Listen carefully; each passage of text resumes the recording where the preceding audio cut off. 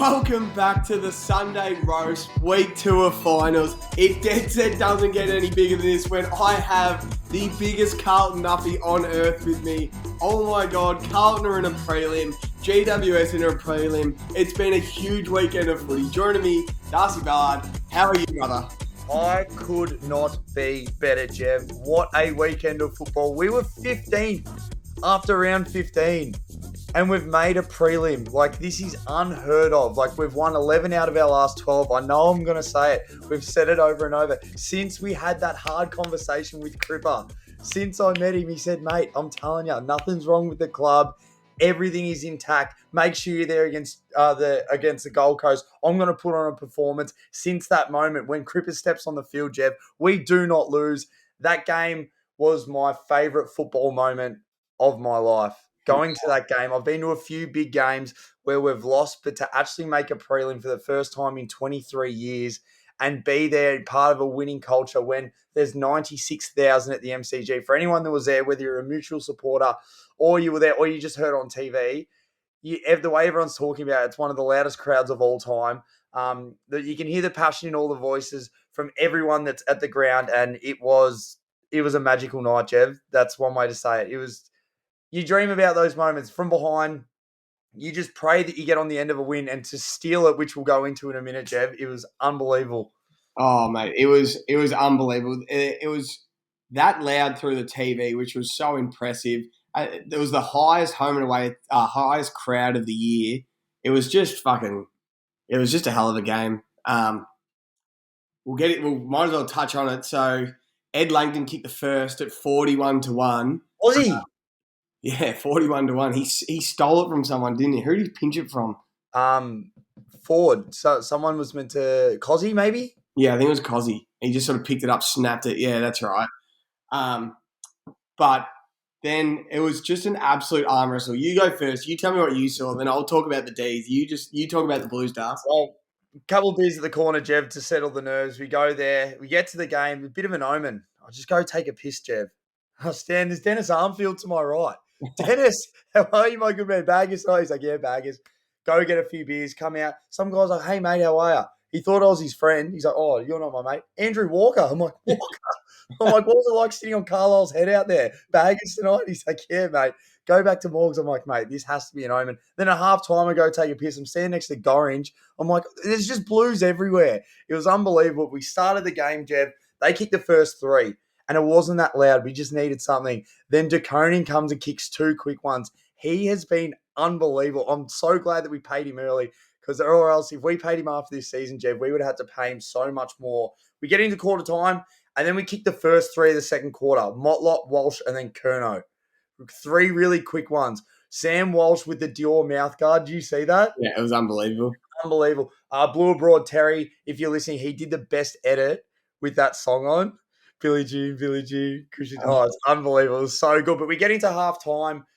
We're up by a little bit, and then we're 6 points down at 3/4 time. And I just said to Morgs, if we can kick the first of the last quarter, we're in with a chance. We get the clearance. We know Walsh got on the end of one. Always not long after that. But then after that, Jev, it was all Melbourne, wasn't it? That last quarter, I seriously puckered up. I was so nervous. But then we just got a bit of luck. So obviously after the Cozzy goal and then the Fritsch goal, Viney missed, Gawn missed after he took that really good mark. He hit the post. Fritsch marked it from that spot, Jev, where they said he's 9 from 9. It's his favourite spot on the ground. Missed that one. Oliver got a hold on the ball over Sam Walsh in front of us. I'm like, oh, this is it. If he kicks his, flushes it, Gawn touches it. What is happening? And then they mark it with 1:40 to go, Jev. You just have to neutralise it. That's game over. They get the ball back. Viney gets it, and he just doesn't get enough onto it. Straight to Wiedering, switches it across the ground. Hollands, then he goes straight to the big man, Doherty, popped his shoulder out, one-on-one. Blake Acres, the future, goes and kicks a goal, and I was like, this is it. It's game over. 50 seconds. There's no way we're losing this. Crowd goes, the biggest pop I've ever heard. Run to go see Morgs, and it was It's team footy. It's game of inches, and it's not over until that final siren goes, which is so true. And you see that more and more in these big games. Obviously, basketball and football where it's clock managed, but in this game, it's just you got to play to the whistles, play to the siren. unbelievable. They just feel like an absolute team of destiny right now, the Blues, because we rewatched the last quarter last night, you and me, and I still do not know how Melbourne lost that game. So they're up by 6, as I said, up by 6 points at three-quarter time. Sam Walsh kicks goal within the first minute, beautiful goal. Matt always kicks one a minute later. Then Cozzy kicks a goal to draw. Then Fritsch kicks a goal. They're up by 6 points. Then it goes Viney miss, Gawn poster to seal the game. As you said, Fritsch misses a spot. He's kicked 9 from 9. Then they're 9 points up. It should be game over. Jesse Mullock kicks a goal, back to 3 points. It's a good goal. Oliver misses, makes it 4 points when Gawn touches on the line. Cozzy hits the post, makes it 5 points. Then fucking the Blake Acres goal happened. They hit the front. It is, and then as you said, Lever takes that mark with a minute 40 to go. For some reason, he kicked it down the wing, but close to the goal square. They should have been standing on the boundary and just gone up for the mark and punched it over, kill the clock.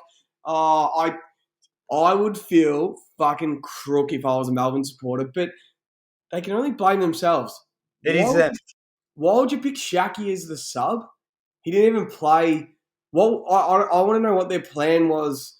Was it if McDonald was having a shock, we'll bring Shaki on, or if we needed goals, we were going to bring Shaki on, or if we needed to ice the game, we were going to bring Shaki on. I just don't see how Shaki was a good sub.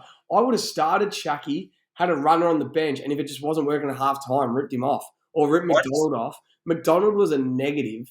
And then they've got Brodie Grundy sitting there on a $800K a year, and they just decided to just pull the trigger. 2-time All-Australian, like absolute gun ruckman. I understand it didn't work. It didn't work with Gawn, but it just felt like in that final he had to be on the ground because Pitnet basically tagged Max Gawn and he beat him up a bit. But how dangerous did Max Gawn look when he was standing in the goal square? He just looked too tall for the Blues. And, you know, Clary was good. Petrarca was good, but they missed their chances. Whereas, like, Pat, how tough is Pat Cripps?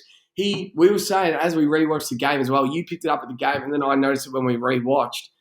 He would put himself on Clary at a stoppage and stand near Viney and just wrestle them both. And if he won the clearance, it was Carlton territory. If they got the ball, he'd be pressuring them. And it was just such unselfish, captain-like team game. And I reckon, as we said, since you met him, he's undefeated. 10 wins in a row. Him personally, undefeated. He doesn't play as much Brownlow footy anymore. He plays winning football now. He plays football to make Carlton win. And it's just, you feel like a team of destiny. You feel like you're going to the Gabba and beating them for the first time this year, don't you? It 100%. is fucking unbelievable. But watching Cripps, exactly what you said, he went 1-on-3 with those boys, Viney, Petrarca, and Oliver. If he won it, great, we were out. But Kennedy wasn't really going with him. We struggled to get that contested inside. Yeah. But when he got it, you watch some of the clearance he gets, he bounces off blokes and goes. Like, I know his disposal efficiency, like his kicking isn't that good, but you need those guys. You need to be able to win it and get the ball forward, and hopefully the boys down the line can. Exactly what he said. I would feel so sick if you were Melbourne. I don't get you locked up a top 4 spot with a home final. You have to entertain the idea of just playing Grundy. Yeah, for both of them. Because I'll tell you what, they needed Max forward of the ball for more of the time. Imagine if he just got to sit forward and you just go Grundy and Pitnet in the right and just let Gawn sit there. He's the target. Because so many times Wiedering was able to come through and chop off.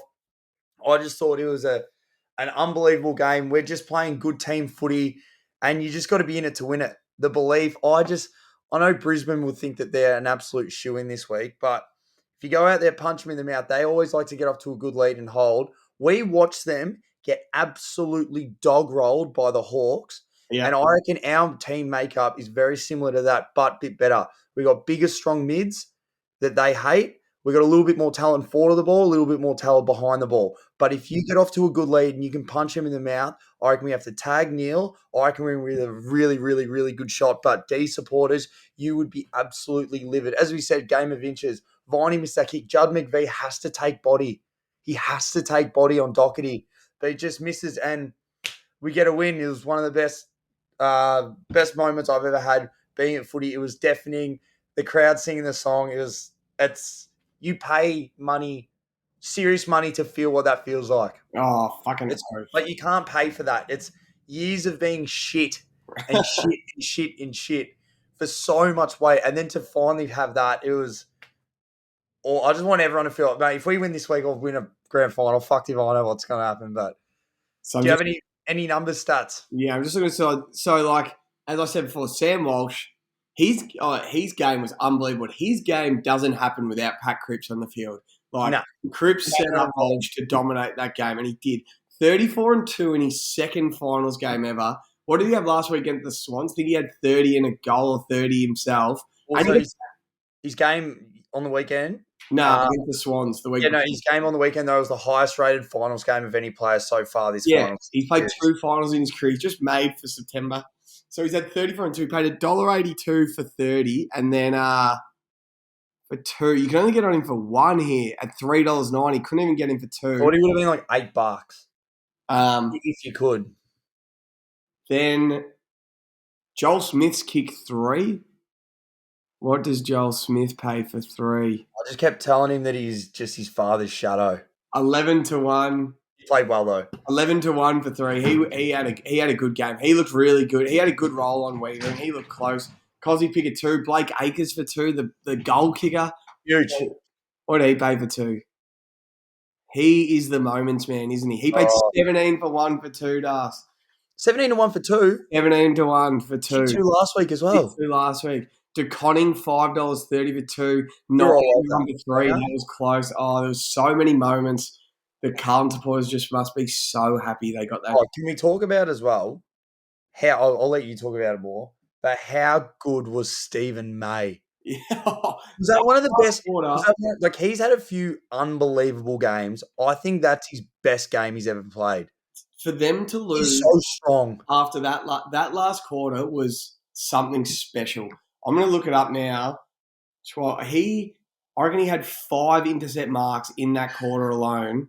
They're not just cheap intercept mark. He's one-on-one with Curnow, and it was Carlton kicking to Curnow, and he was just moving him out of the way, marking it. That one, he went back with the flight and got kicked in the head by Jesse Motlop.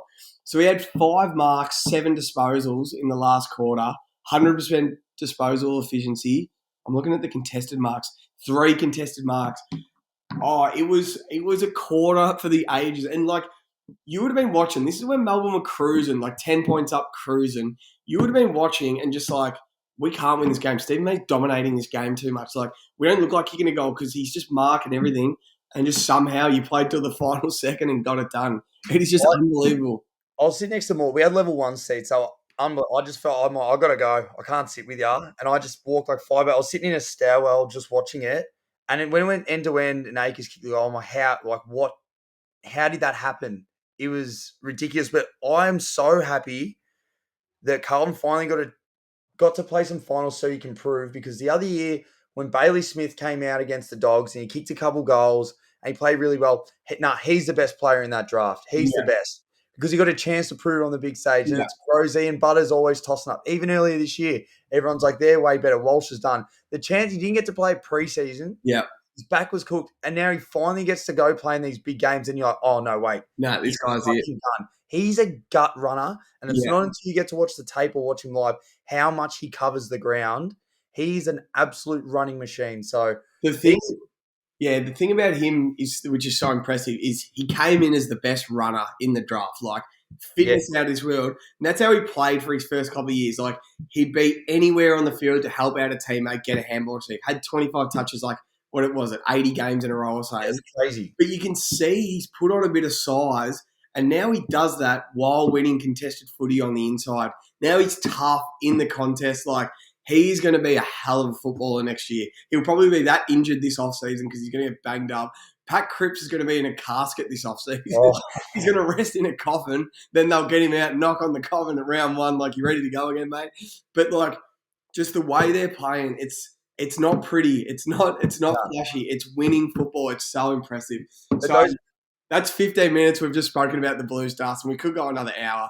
They've got the Lions next week. You've been saying it for a couple of weeks now. You've got to get 3 to 5 goals up on the Lions at the Gabba. You've got to put the pinch on them, because we've watched them away from home all year, and they shit the bed when teams get 5 goals up. But when they're winning, they're the best front-running team in the AFL, especially at the Gabba. They beat the Pies by 40 points. They beat Melbourne by 40 points. When they hit the front and they're 5 goals up. It's over. So it's just all we got to see is Carlton kick the first 3, Curnow kick 2 of them, get up and about. Cripps 1, and then it's like, can we hold on to this? Make it pretty. Imagine silencing the Gabba because they're going to be loud there. I'm telling you, the Blues will be loud. So you looked up. You were pretty pissed after the game. You and Morgs looked up seats to the game and flights. It was $1,600 to fly there, return, and then tickets. You're not going, or are you still thinking about it? Still thinking about it, but look, we got prelim at the DI. We go there every year. It'd be good to watch with everyone, and then if we happen to win, have a big grand final, and then splurge some money there. But yeah, we'll see what's going to happen. But very excited. That's enough Blues chat. Or else I can talk for hours. But let's get into the next game. The game we all saw coming from an absolute mile away.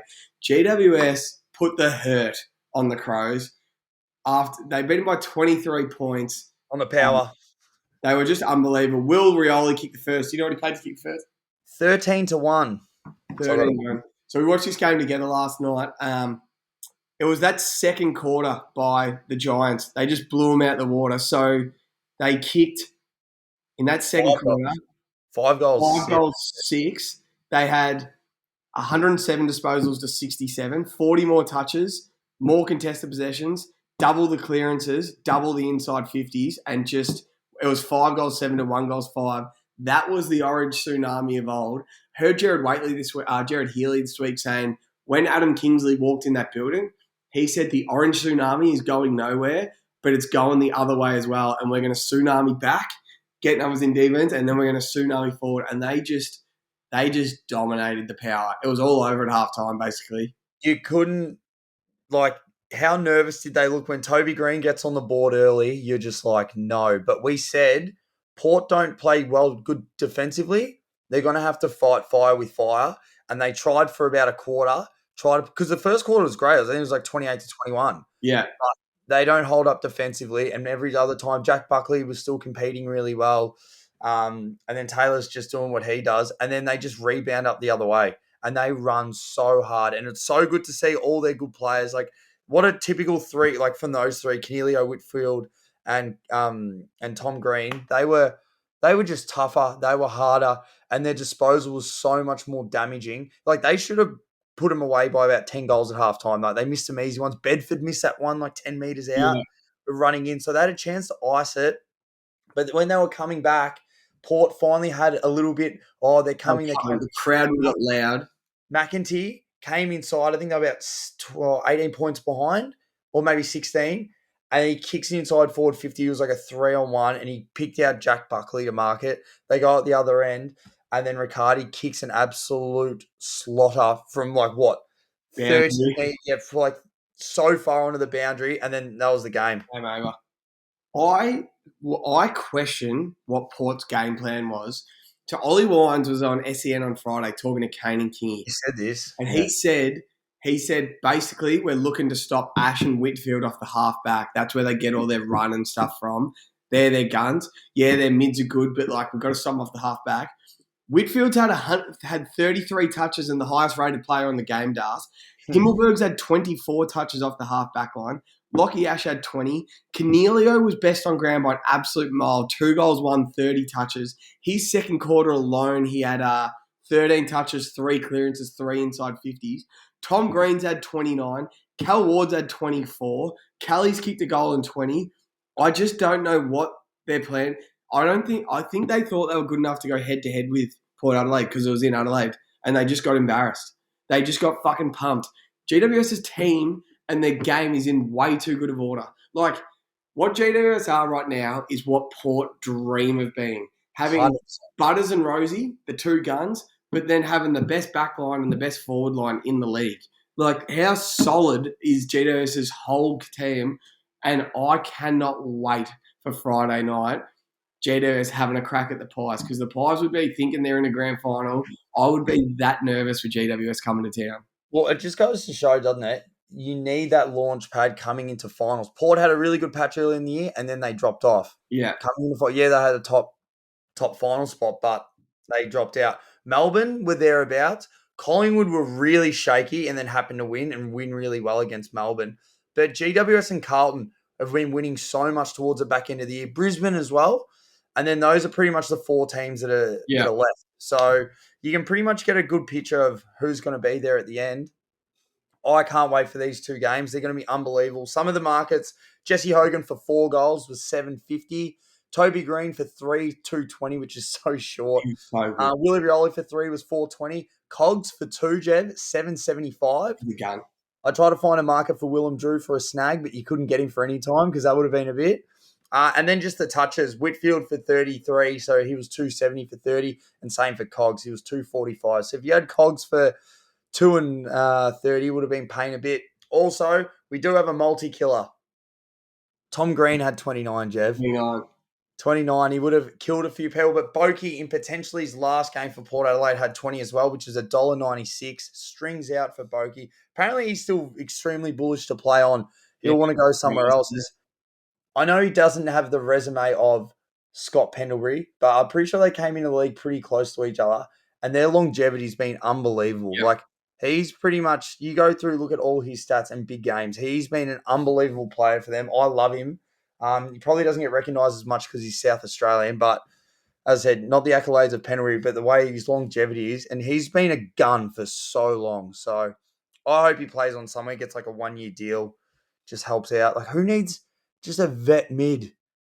Yeah, it's hard with mids, isn't it? Because you don't want to take away a kid's spot, but it's always not like he'd go to North Melbourne, but like Liam Shields just hung around for another year. Yeah. Is there a team that could just use a Boak?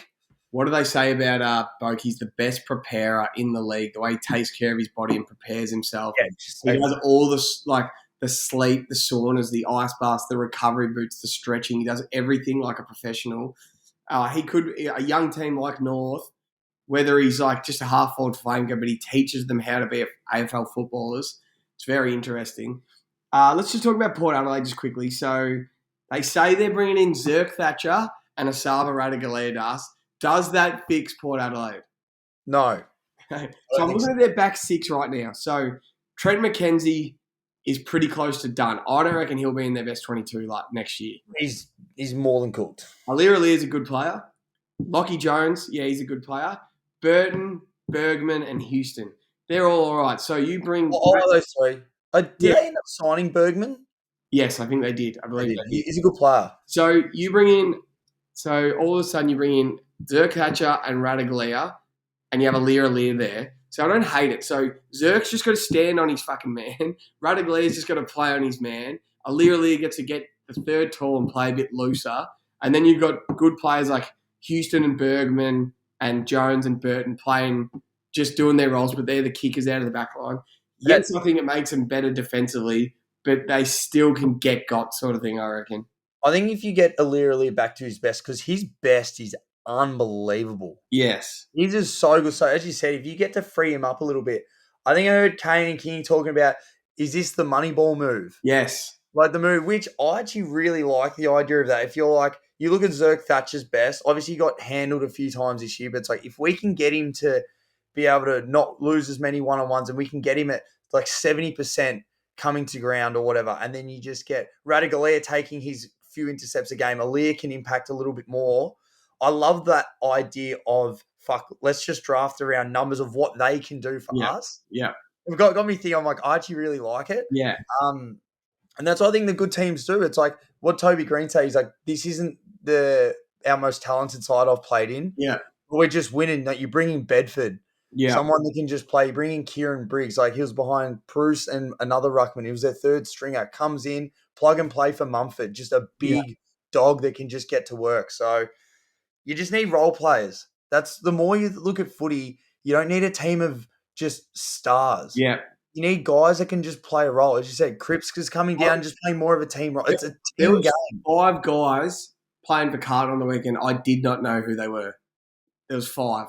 I had no idea. Until you say their name, I have no idea who they were. But they're playing a role for the team to win the game. So, like, you got your 7 A graders on the field. The rest just do whatever it takes for Carlton to win. Like, number 8 for Carlton. What's his fucking name? Fogarty. He could make me Subway and I wouldn't know who he was. Hardnut Chincotta. Yeah, he's a nut. Brody Kemp. I thought Brody Kemp was Chincotta. Can we talk about Brodie Kemp trying to ice the game with 5 minutes to go? His eyes lit up like a deer in the headlights, took one from 50 and just iced it out on the full. Dave Cunningham, like he might not play next week. I've got no idea who he is. Been injured a lot. Yeah, so like it is such a team of guns and no-names. And then let's talk about Melbourne just quickly. So we were trying to talk about this last night. We reckon, Max Gawn has one All-Australian caliber season left in him. Why are they getting rid of Grundy? They're getting rid of Grundy because he's just not going to sit around and play twos for a club, and I don't blame him. No. So obviously, Clary and Petrarca, still guns. Viney's a gun. Cozzie's young. Lever and May, 3 more years of gun. Van Rulen's got to come on.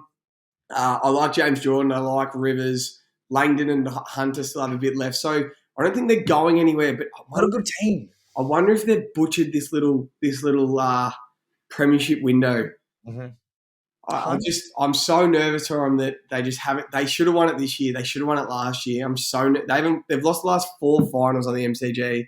I'm so nervous that Clary and Petrarca, who are all time like top 100 players of all time in the comp, have butchered this little period of footy. You know what's annoying, and I know that like hindsight's a beautiful thing because if the Grundy thing worked out, it looks good. But it's like Melbourne had 800 grand to spend in the off season. Yeah, let's just top up what we need. Yeah, and like go get a key forward. Like who are we paying? Yeah, let's get someone in. And I know Van Rulen was injured because I still think he can be an absolute. I almost said top liner, but that's an absolute key quote. But he could be a gun, Van Rulen. Yeah, he could be so good. So all the pieces are there. Like Cozzy just wasn't firing. Like missed. Look, hey, Chandler was quiet. His first half of the year was awesome. Just no impact. Like they just missed. But different story. If they win this game and get through, like Melbourne are on. But yeah, it's like they're probably beating the Lions at the Gabba as well. Like they just lose. It's such a bad loss. If they could have any player in the comp, you'd think they would love probably Cameron or Curnow. Charlie Curnow, Jez Cameron, even like an Oscar Allen or a Max or Ben King, a big 200-centimetre right at the top of the goal square that gets his hands to balls. Then Cozzy, Fritsch, they get to work around him. They just that post-up player, they just don't have someone that's dangerous. Yeah, I would say last night, I wonder if Melbourne would say, we will trade a first-round pick plus Freo's first round this year.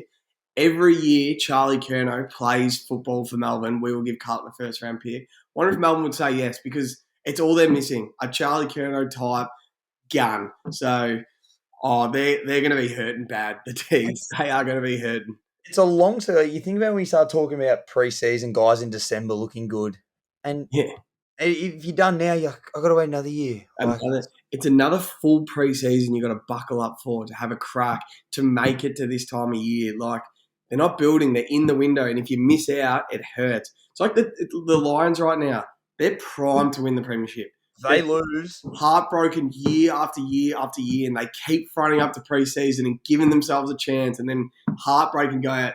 They are primed to win a premiership. I can't remember who said it. I think Nida last night. He's like, I know the pressure has to be on somewhere at Brisbane, but if they don't win, what do they need to change? But they don't really need to change anything. It's a game of footy and anyone can lose, but their team is set up to win, like, still go for another probably 2 or 3 flags in the next few years. Like, the way how good they are at home, their team's pretty balanced. Yeah. If they lose, it's not like, we've got to sack the coach. It's like, they all know how to play footy. You just got to, you know what I mean? Like, they give themselves that chance every fucking year. It's going to be so interesting. Obviously, we're going for the Blues next year. You got your Flaggers tee on. Go to the store, buy your Flaggers tee. You're going to look dumb on grand final day if you're not wearing that, and they win the flag. So good. Oh, it's fucking sick. All right, good work, Doe. But next week, Friday night, Collingwood GWS. Saturday, prelim at the DI, 5:15, Brisbane, Carlton. You can't believe it, Carlton. Remember last year we had prelim at the DI, we got there early. Then I had to go home to watch the Swans play the Pies because I couldn't watch it at the pub. Then I came back and watched. You're going to be a good man to watch it because it's fucking stressful. Well, remember what he said? I'm like, imagine one year we're watching Carlton play prelim at the DI. Yeah. And you're like, Monday. It's this year. It's next week. We're going to get there at 12. We're getting to 11. We're going to check into our room. You bought me a mug. Oh, yeah, that's funny. Me and Morgan staying the night at a pub. You beauty. All right, good work, Doug. Hey, go Parky today. Come on. Yeah, Parky Vultures seniors playing today. We're going to go watch them. Let's go. See you, bud.